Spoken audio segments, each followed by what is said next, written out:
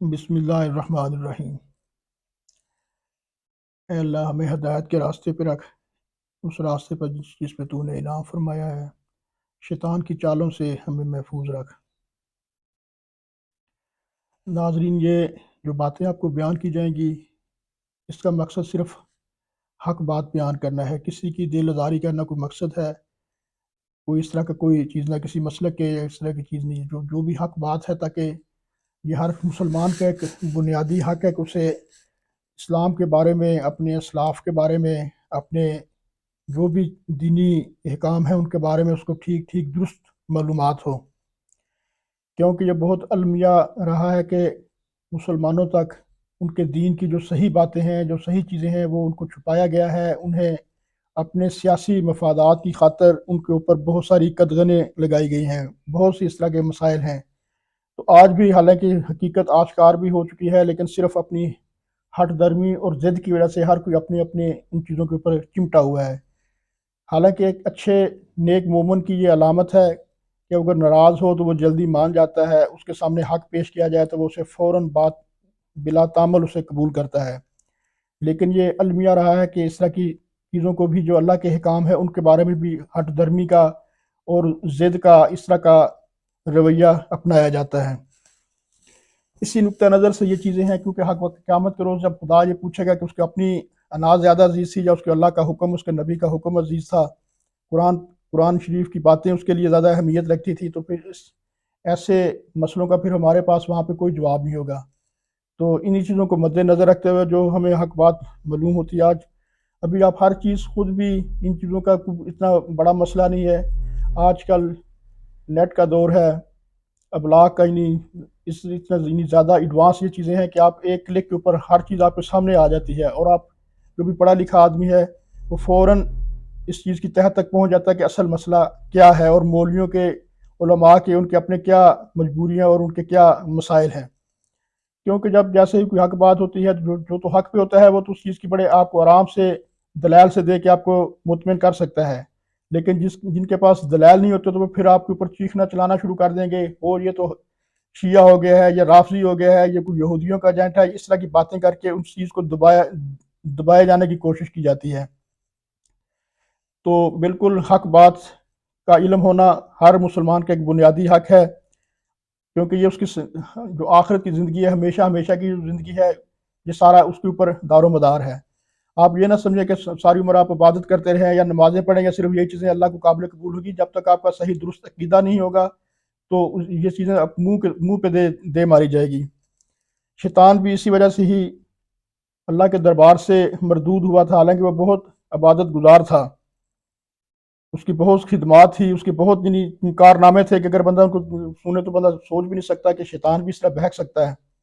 لیکن صرف اللہ کا ایک حکم نہ ماننے کی وجہ سے، اپنی ضد اور انا کی وجہ سے، اپنی بڑائی کے گھمنڈ میں، اور یہی چیزیں شروع زمانے میں حضور پاک کے دور میں بھی قبائلی بھی اتنی زیادہ تھی کہ وہ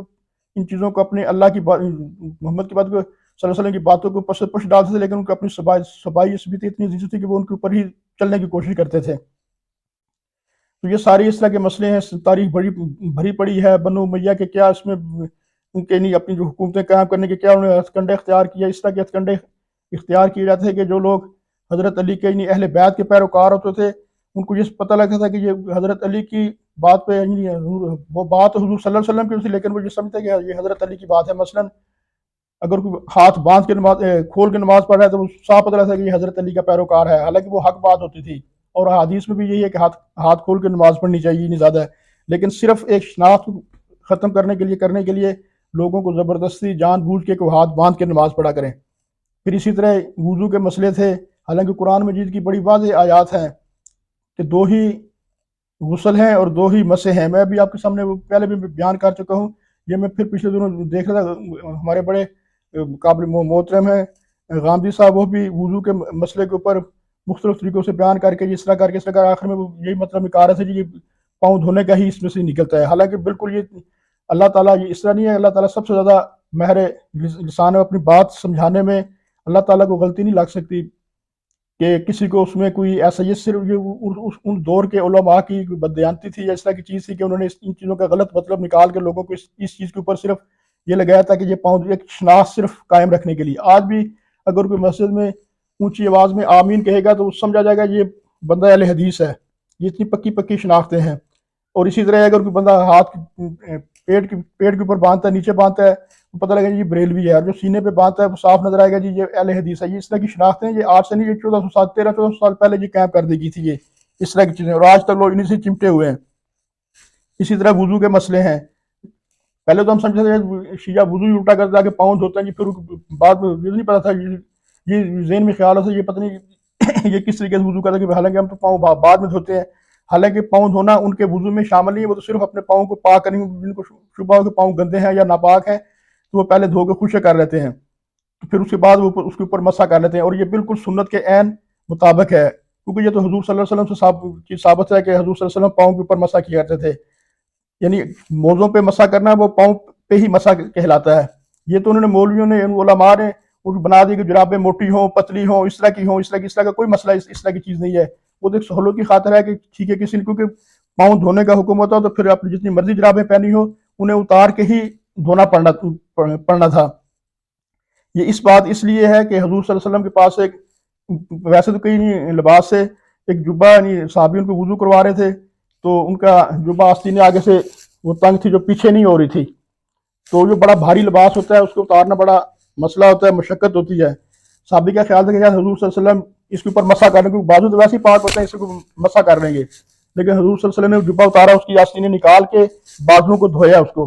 تو اس سے یہ صاف ظاہر ہوتا تھا کہ بازو کے اوپر مسح نہیں، کیونکہ اس کے اوپر غسل کا حکم تھا، اس کا مسح نہیں ہو سکتا تھا، جبکہ پاؤں کے اوپر مسح کا حکم تھا، اس لیے حضور صلی اللہ علیہ وسلم کوئی بھی چیز پہنی ہوتی تھی، اگر کھلے تسمے والے جوتے ہوتے تھے وہ تھوڑے سے ہاتھ اندر کر کے پیروں پہ مسح کر لیتے تھے، اگر بند ہوتے تھے تو موزوں کے اوپر ہی مسح کر لیا جاتا تھا، جیسے سر کے اوپر مسح، اگر پگڑی پہنی ہو تو پگڑی اتار نہیں جائے، جیسے پگڑی کے اوپر مسح کر لیں تو مسح ہو جاتا ہے، وہ سر کے ساتھ ہی متصل ہوتی ہے، ٹھیک ہے۔ یہ بات آپ کو سمجھ آ رہی ہوگی۔ تو میں ابھی آپ کو وضو کے بارے میں آپ کو میں بتاؤں گا کہ ان آیات کا کس طرح مطلب وہ لوگ غلط نکالتے ہیں، اصل میں اس کا کیا مطلب ہے۔ یہ تو پڑھنے سے تھوڑا سا جس نے عربی پڑھی ہو اسے فوراً سمجھ آ جاتی ہے کہ اس کا تو مقصد ہی یہی نکلتا ہے، لیکن جو جان بوجھ کے الجھانا چاہے لوگوں کو اپنی بات کی ضد پہ اڑا رہے تو پھر اس کے لیے یہ مسئلے مسائل ہوتے ہیں۔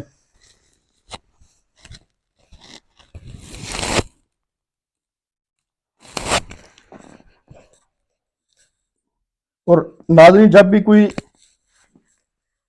قرآن مجید پڑھنا ہو یا کوئی بھی چیز پڑھنی ہو، کوئی حدیث پڑھنی ہو، تو لازمی اللہ تعالیٰ سے پہلے ہدایت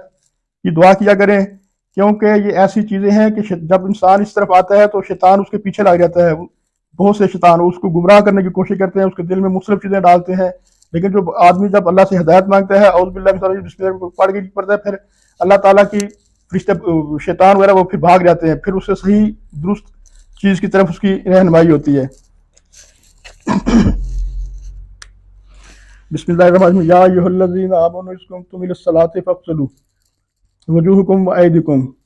یہ صاف نہیں ظاہر ہے، جب نماز کے لیے اٹھو الی الصلاۃ فاغسلوا، غسل کرو، وجوہکم وایدیکم، اپنے چہرے کا اور ہاتھوں کا، الی المرافق، کونیوں تک، یہ جملہ یہاں پہ ختم ہو جاتا ہے، یہ واؤ اس جملے کو پچھلی چیزوں کو ختم کر دیتا ہے، وہ چیزیں اب آگے وامسحوا برؤسکم، اور سروں کا مسح کرو، وارجلکم، اور پاؤں کا، الی الکعبین، اٹھتی ہوئی جگہوں کی طرف۔ اچھا، غامدی صاحب کہہ رہے تھے کہ اس میں مسح کا حکم ہے تو اس میں کچھ جگہ کا تعین نہیں کیا گیا، اور پاؤں کا کہا گیا کہ ٹخنے تک، حالانکہ وہ ٹخنے غلط ترجمہ کرتے ہیں، ٹخنے کو رحال کہتے ہیں عربی میں، وہ الی رحال ہونا چاہیے تھا۔ القائبین، اٹھی ہوئی جگہ، یعنی بلند جگہ، کعبہ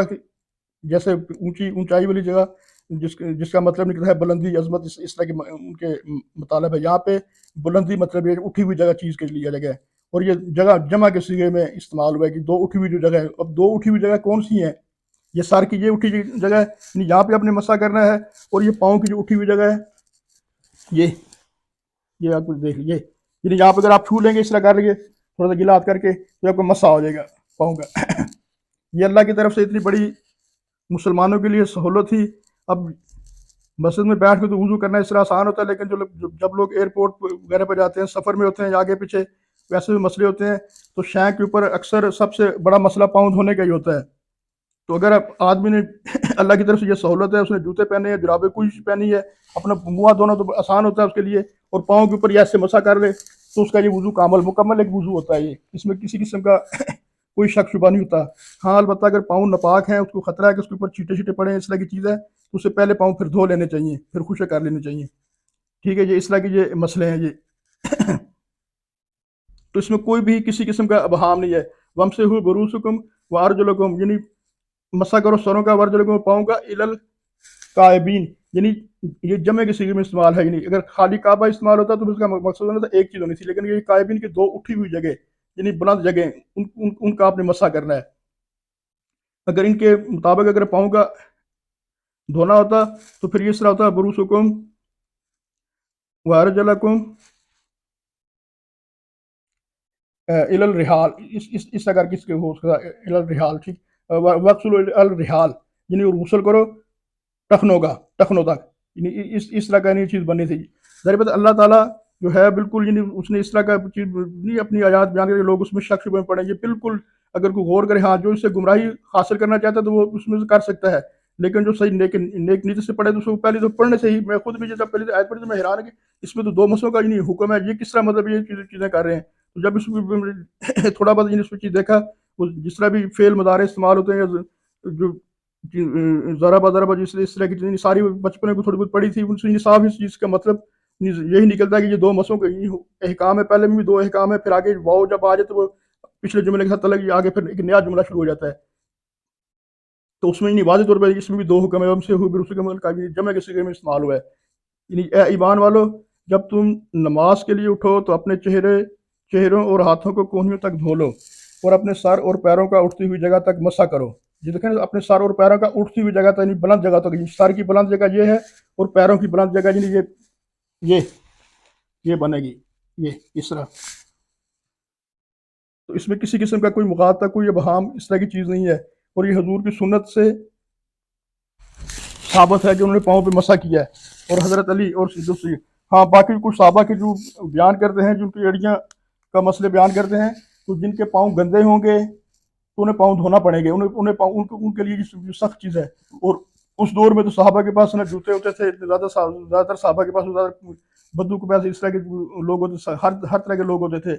اس طرح کے بھی لوگ ہوتے تھے جو اپنے زخموں کے اوپر پیشاب ڈالتے تھے تاکہ ان کا زخم جلدی ٹھیک ہو. کوئی علاج مالی کی اس طرح کی چیزیں نہیں تھی یار سہولتیں دستیاب ہوتی تھیں، تو ان کے عام خیال یہ ہوتا تھا کہ شاید ان سے زخم جلدی ٹھیک ہو جاتے ہیں. تو پھر ایسے نپاکی کی حالت میں تو کسی طرح بھی کعبے قبول نہیں. نپاکی کی حالت میں تو ایسے حصے کو ویسی مختلف احادیث میں وعیدیں ہیں کہ ایسے حصے جہنم میں ڈالے جائیں گے. تو ناظرین، یہ اس طرح کے مسئلے ہیں. امید اگر آپ ان کے اوپر غور و خوض کریں گے، خود بھی تحقیق کر سکتے ہیں. یہ چیزیں ساری کھلی کتاب کی طرح ہیں. باقی ہمارا کوئی یہ مقصد یہ نہیں ہے کہ کسی کی دل آزاری ہو یا اس طرح کی چیزیں ہیں. جب حق بات سمجھ آئے، پتہ ہے، اسے فوراً قبول کرنا چاہیے. اس میں پھر اگر آپ کے سامنے یہ حجت قائم ہو جاتی ہے آپ کے اوپر، اللہ تعالیٰ نے قیامت کے دن جو ہے جن لوگوں کو تک صحیح دین نہیں پہنچا ہوگا ان کو رعایت دی جائے گی کہ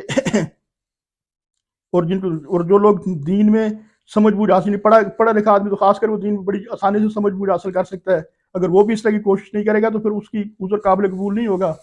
تو پھر ایسے لوگ کا آخر میں برا حال ہونے کا امکان ہے.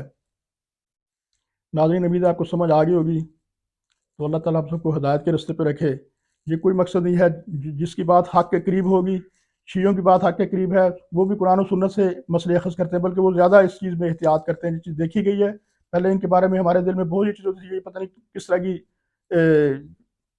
کہاں سے یہ اپنی چیزیں لیتے ہیں، ان کا کیا مذہب ہے، ان کو اتنا علم ہی نہیں تھا. لیکن اب اللہ کا شکر ہے یہ چیزیں اب دیکھی ہیں تو یہ پتہ لگے کہ وہ سب سے زیادہ ان چیزوں میں احتیاط سے کام لیتے ہیں، اور وہ علم میں اور نالج میں بہت زیادہ بڑے ہوئے ہیں. ہمارے تو سنی علماء کے پاس کچھ بھی نہیں ہے. یہ تو ساری جو